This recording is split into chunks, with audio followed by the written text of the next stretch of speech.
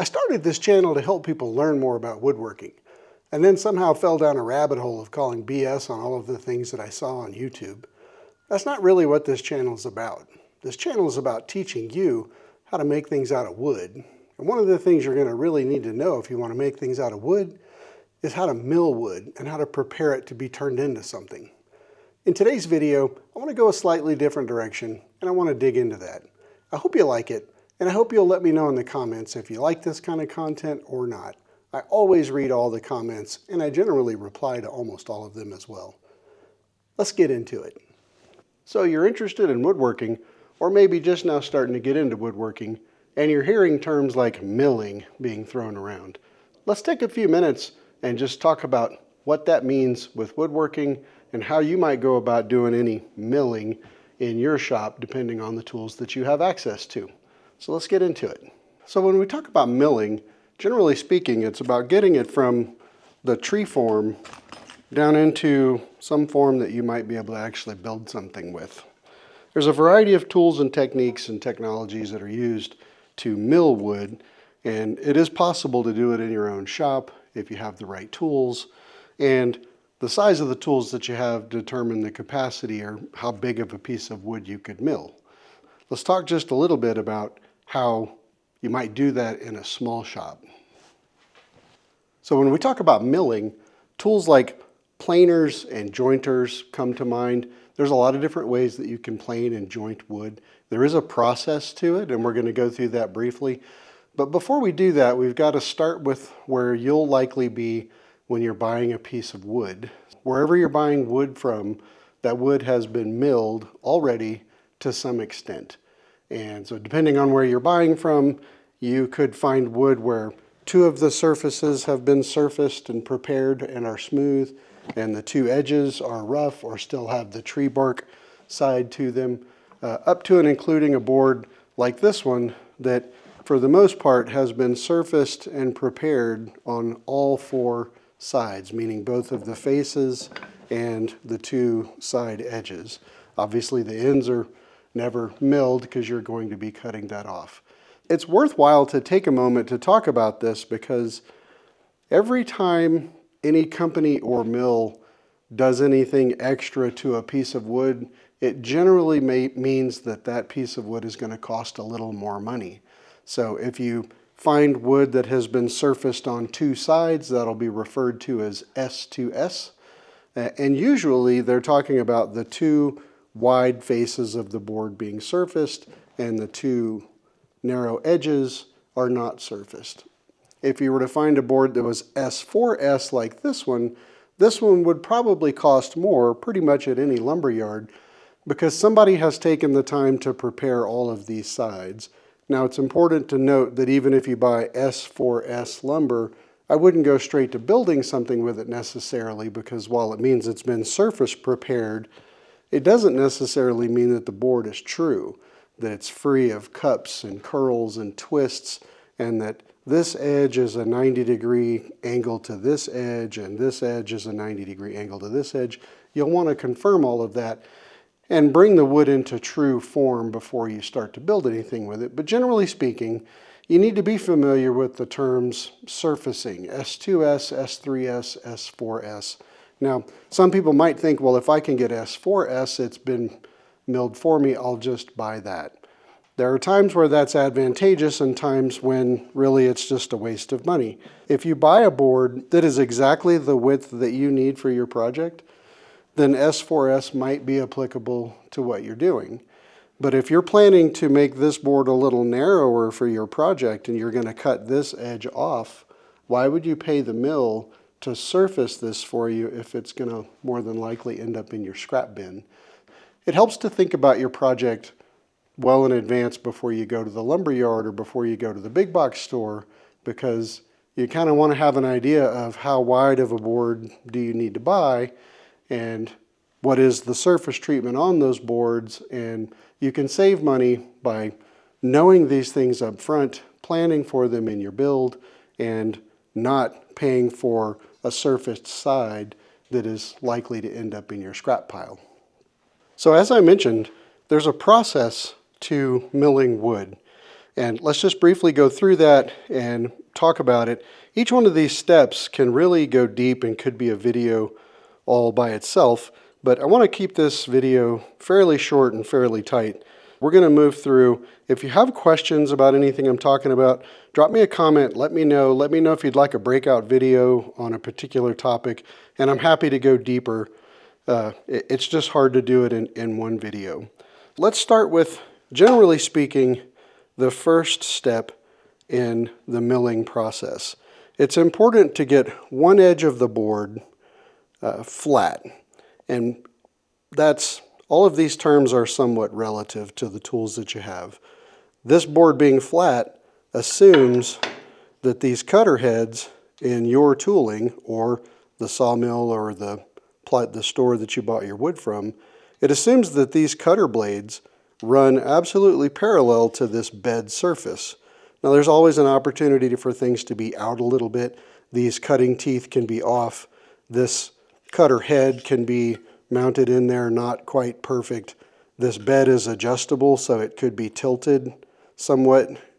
So a lot of this, these are relative terms, and with woodworking, the ability to get accurate depends on how well you can tighten up the tolerances and the variances between these surfaces.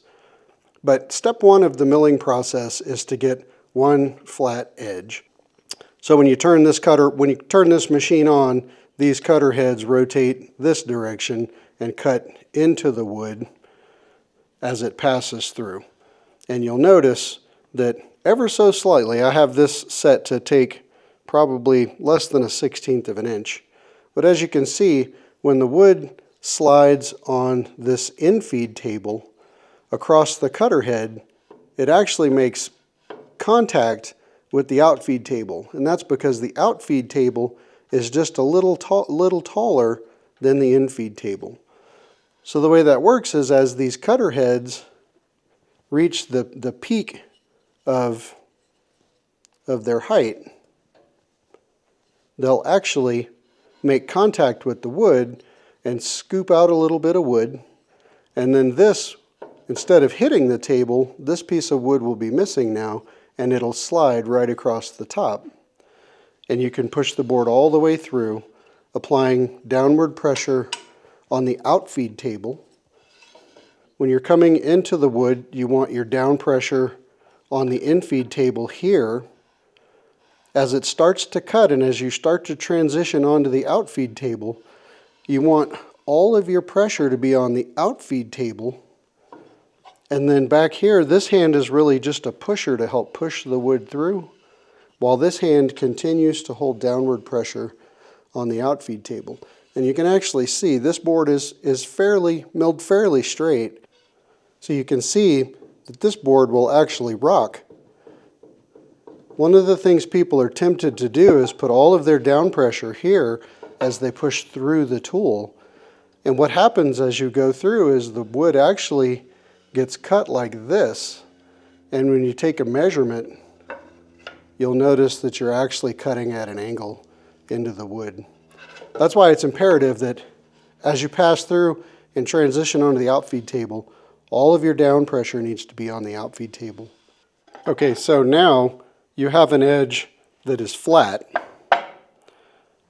Step two in the milling process is to get one face flat and perpendicular to your flat face. This is really what you're going to work from. These two faces and these two dimensions are going to determine all of the rest of how this board turns out. So we're fairly confident that this edge is flat.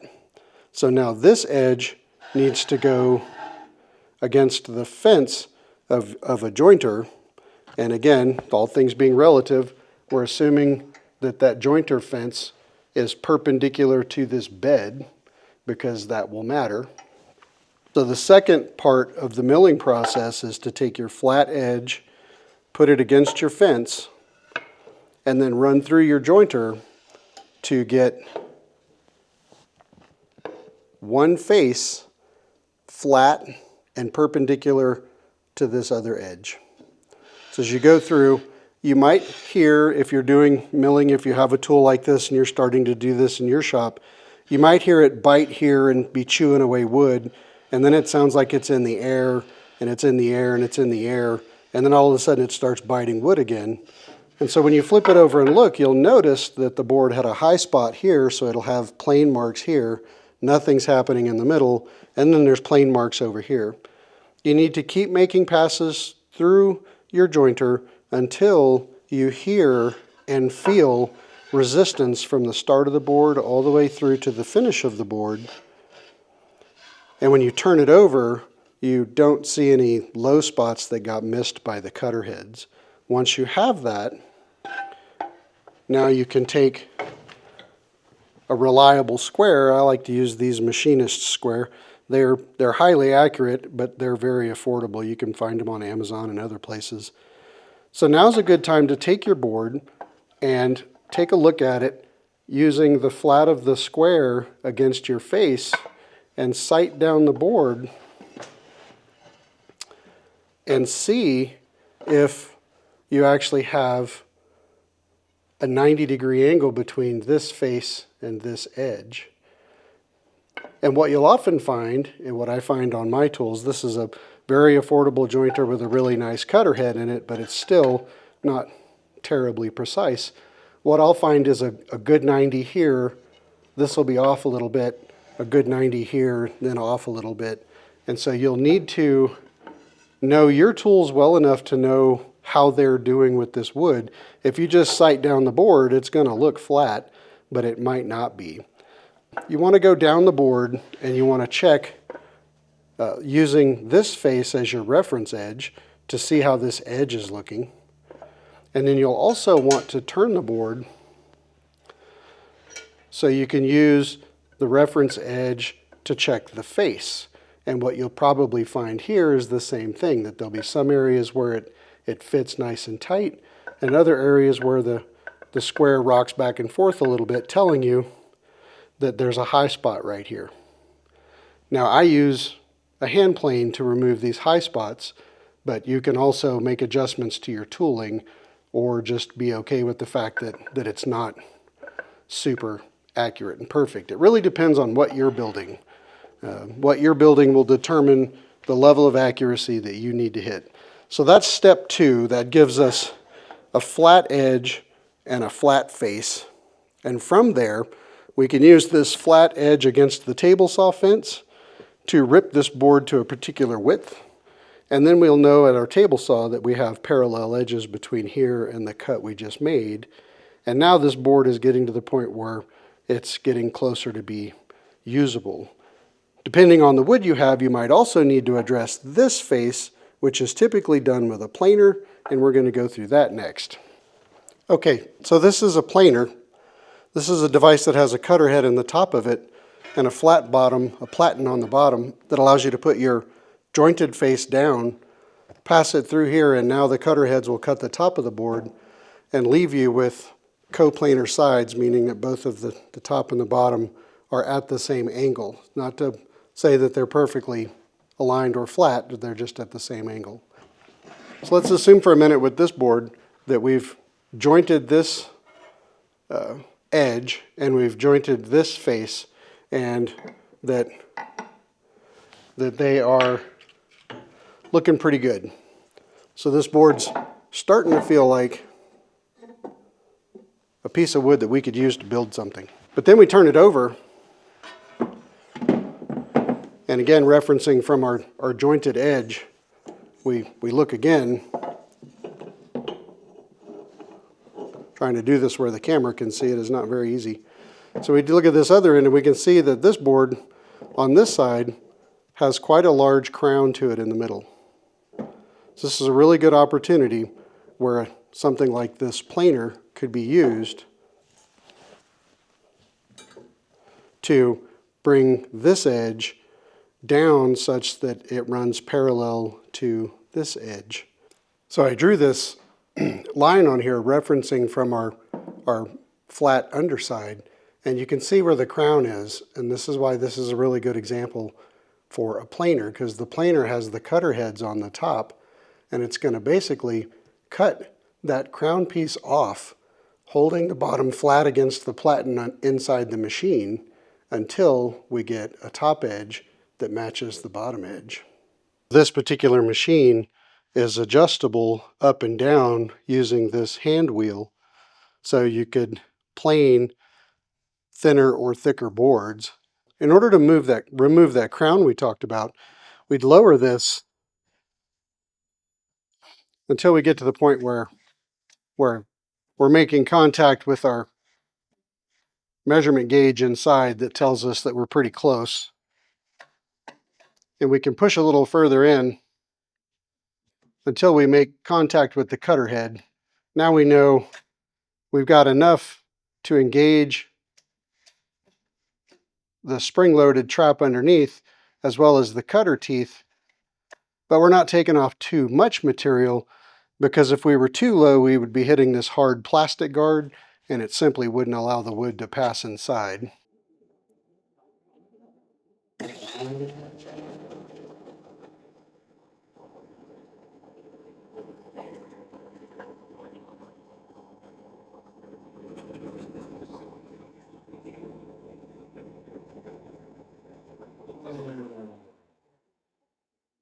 All right, so here you can see the cutter teeth didn't engage at all. So I'm going to drop down, say, half a turn on the machine. This is a 110 volt powered machine. If you take too big of a bite with it, it will heat up circuits and blow circuit breakers. So at least in my shop, I have to take fairly small bites with a tool like this. So let's make another pass and let's see what happens.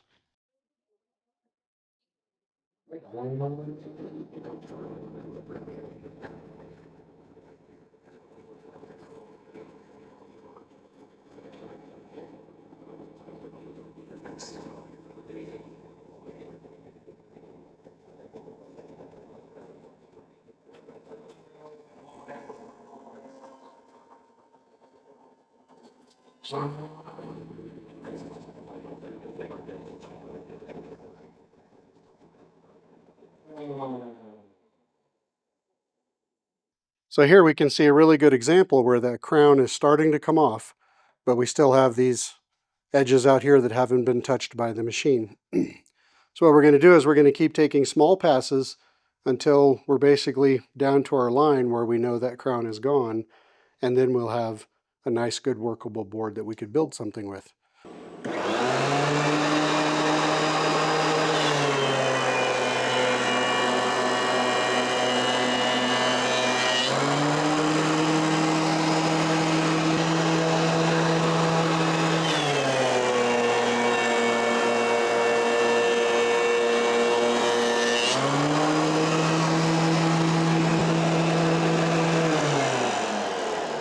And there we go. So now we've planed that crowned part down. There you go. There's the basics on, very basics on milling. Now there's other ways that you can go about accomplishing that, and let me just show you that real quick before we part ways. So let's assume for a moment that you don't have a jointer like I do, and you've bought a board that has an edge that needs to be planed. You can achieve the same thing that the jointer did using a hand plane. Now I'm a relative newcomer to hand planes. I've been a power tool woodworker for 30 years, and now that my woodworking has reached a point where I'd like to have a higher level of precision, I need to integrate some hand tools into my woodworking. I'm going to show you briefly how a complete newbie would go about doing this. Now I've done the best I can to adjust this plane to do what I want it to do. And so I'll just show you briefly how you can use a hand plane to get this board flat. Now I say flat, that doesn't mean as a novice hand tool user that I won't go heavy on this edge or heavy on this edge and end up with a flat board that's actually angled. What you'd want to do is you'd want to flatten this to the best of your ability with a hand plane and then use a square to check to see where it might be high or low on an inside or an outside, and you might have to adjust your plane more than once to achieve what you're trying to do. Kind of show you quickly what I've been doing in terms of, so I'm using some plane wax on the sole of the plane to just make it glide a little easier on the wood. I like to start with my blade completely retracted from the plane, and then as I'm passing through the wood, you'll notice that I'll start to move the adjustment wheel, and I'll basically just keep going back and forth making small adjustments until the plane finally starts to bite into the wood on the very high spots. Now, I don't think you really want to take too high of a pass on this, and with the edge of this, it's really hard to tell what the wood grain direction might be because this board is really rough and it's darkened, and so I can't really see the wood grain. I can see a lot of scalloping here, probably from the machine tools from the factory. So I'm going to make a few more passes to try to expose what I think this grain looks like. And if it's still giving me a hard time, I'll rotate the board 180 degrees and see if that makes my experience a little bit better.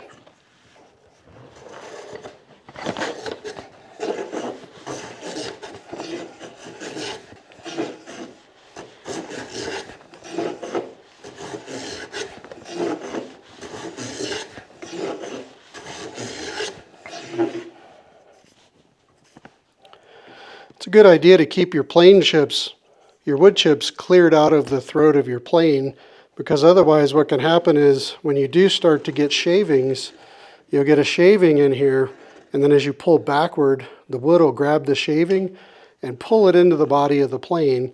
And now in order to make another pass, you'll have to stop and dig it out, and it can be frustrating. So best just to make a pass and then pull that out and get rid of it.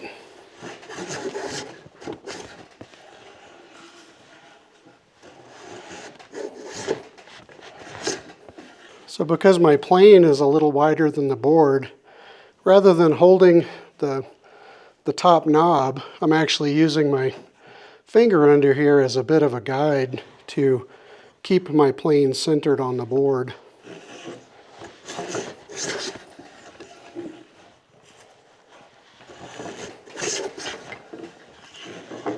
So as you can see, this is a pretty good amount of work in terms of manual labor compared to shoving it through a power tool. But so now that I've got a smooth spot, I kind of want to look at the grain direction and see if maybe flipping this board might help. Now, sometimes it can be kind of hard to feel the way, it can be hard to see the grain direction. It can also be hard to feel the grain direction.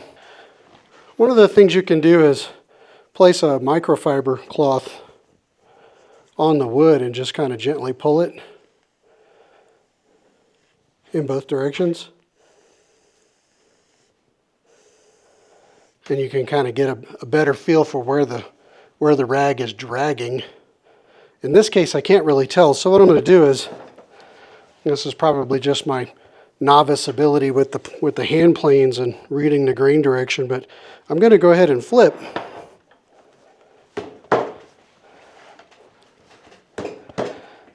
And just see if I get a better experience.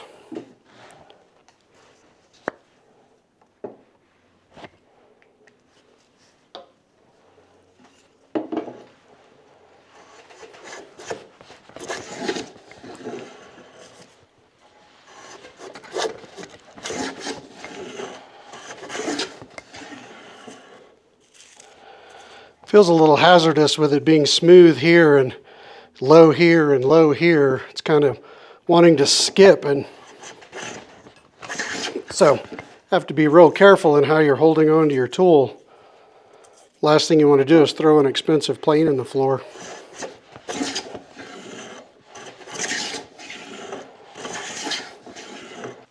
So this is looking pretty good. There's a low spot here and there's a low spot down here. So, you know, with this knot here, maybe you're going to cut this off.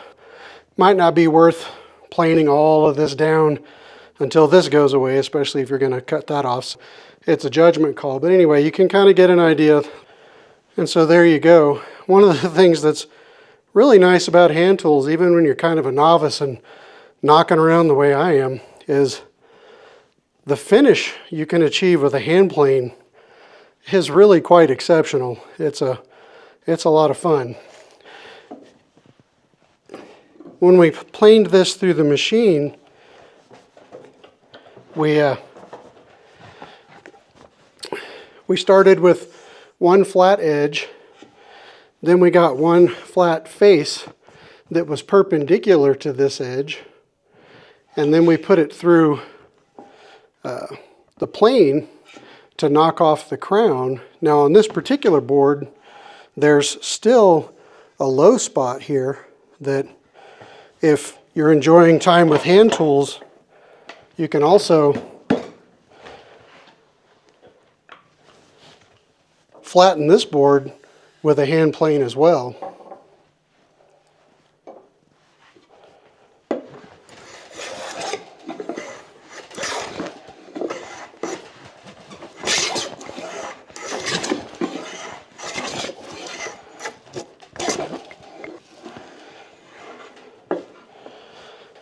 So there's a way that you could get this board, this face flat as well, but you need to be aware that just planing this flat doesn't mean that it will be coplanar to the other side. So as you're milling boards down by hand, there's different techniques that I won't go into in this video, but it's good to remember that simply planing a board flat doesn't mean that it's going to be parallel to the other face.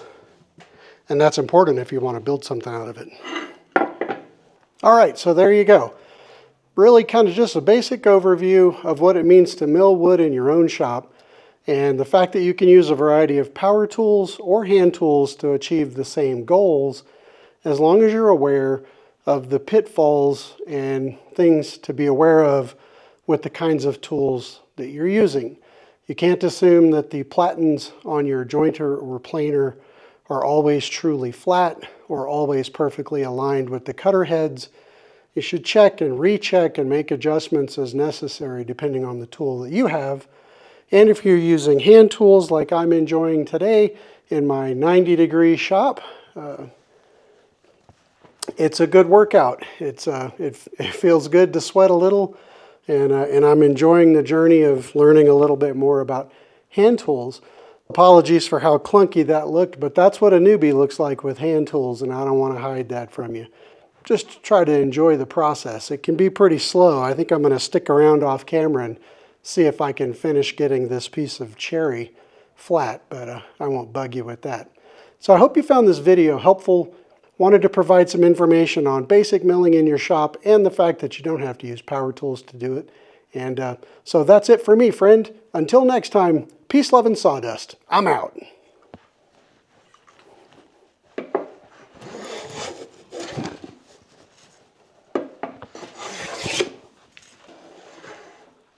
I think this is going to take a while.